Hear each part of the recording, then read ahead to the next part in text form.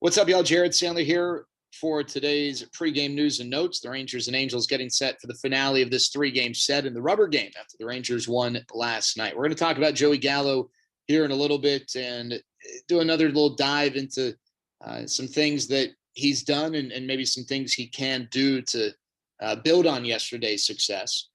First, though, Nick Solak. He's tied for the American League lead in home runs. He also has an on-base streak of 12 straight games. So let's give him some props for that. It's not just the home run ball. Over his last 12 games, he's just tearing the cover off the ball. He's got, the 6 home runs. He's got 7 extra base hits, 12 hits over those 12 games. He's walking a little bit.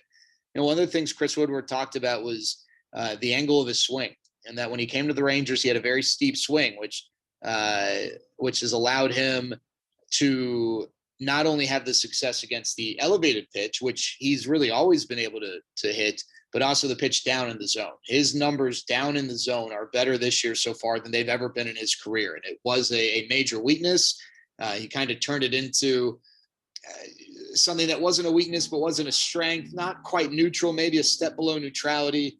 But this year it's definitely trending towards, being a strength. Now, I'm not ready to fully say, hey, this is now a big strength of his, but at least the numbers thus far have been successful in that direction. So, credit to Nick for making the adjustments. And that's something that, I think that when you look at guys, there's certain guys who, they're going to put in the work. They might not make it. They might not reach whatever level of success you'd like them to reach, but it's not for any reason because of work. That they're going to put in the work, and that's Nick. And I think that's also why you've seen already some progress at second. He's getting better at second. Is he a Gold Glove second baseman? No, he's not yet. And maybe not ever. And that's okay. But if he hits like this and he's an average second baseman, now all of a sudden you've got a definitively above average player. And he's definitely putting in the work towards that. Chris Davis, a lot of people have asked about Chris Davis. He rejoined the alternate site team today. And Chris went 0 for 4 serving as the DH. So if today marks his first game, he's probably a couple weeks away from today, give or take a few days. Remember, I don't know that it's a lock that Chris Davis rejoins the big league club. You got Gallo, Dahl, Garcia, Calhoun.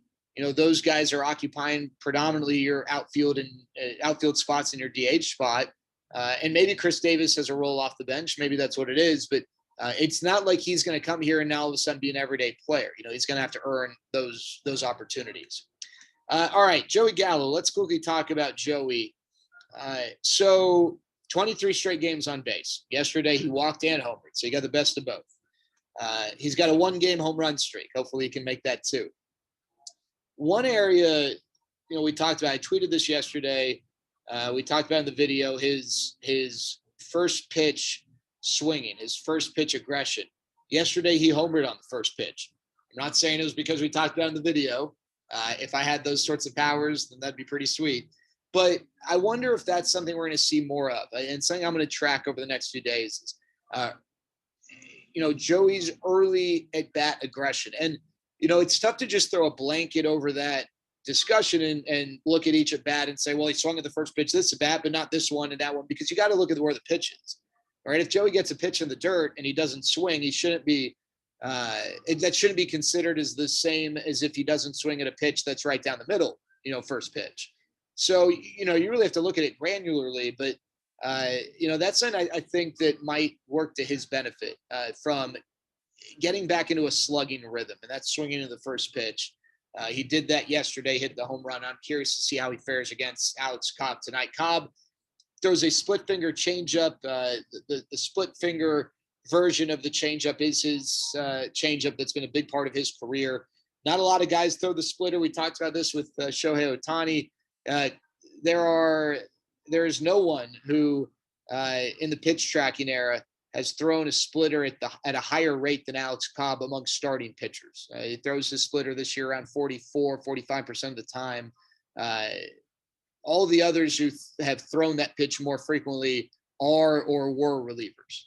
So from a starter's perspective, no one is more splitter heavy than Alex Cobb. Now, his splitter is a split finger changeup. There are guys who throw split finger fastball.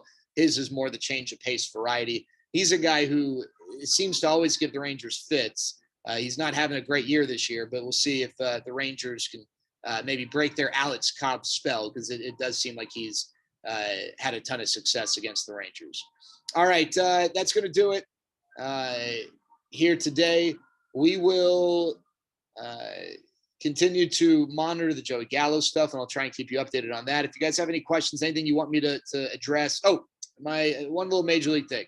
Vladimir Guerrero Jr., 3 home runs, 7th youngest in Major League history with a 3 home run game. He's I don't even think he's quite 22 years and 100 days old. We talk about guys that are important for Major League Baseball, and I think Vladdy Jr. is important for Major League Baseball. I think the more of these young guys who perform at a high level, the better and the healthier the sport is. And Vladimir Guerrero Jr., who has had some ups and downs already in his career, seems to be having lots of ups this year. I mean, his numbers are tremendous. And that Blue Jays team with a lot of young guys. I mean, again, these young guys with young personalities, that's so big for baseball. And I'm happy to see him have success. The other thing is the home run derby. We talked about it yesterday. Just want to reiterate in case you missed it. I cannot stand the idea of the home run derby being a legitimate measure to break a tie. I would much rather see a tie than go into the home run derby. And I just want to caution people. Baseball has issues that need to be addressed. Baseball in its current state is not certainly at its healthiest, but baseball is not this huge burden that needs to be overhauled.